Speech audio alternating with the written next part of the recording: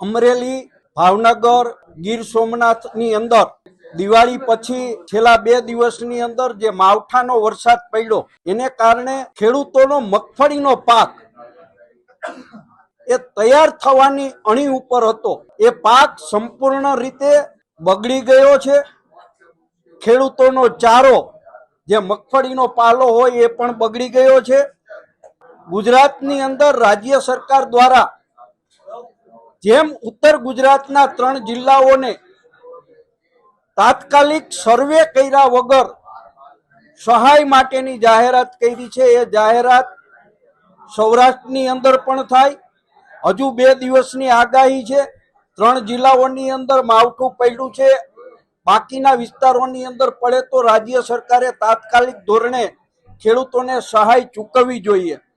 2020માં ગુજરાત સરકારે જે પાક વીમા યોજના બંધ કરી છે એને કારણે સૌથી મોટામાં મોટી જો ક્યાંય નુકસાની જતી હોય તો એ સૌરાષ્ટ્રની અંદર જઈ રહી છે। આપની જાણ માટે કહું કે આખા દેશની અંદર પાક વીમા યોજનાનો સૌથી વધુમાં વધુ બેનિફિટ જે ખેડૂતોને નુકસાની ગઈ છે એ સૌરાષ્ટ્રના ખેડૂતોને ફાયદો મળ્યો છે। ત્યારે સરકારે આ યોજના બંધ કરી અને ખેડૂતોને પૈડા ઉપર પાટું માર્યું છે।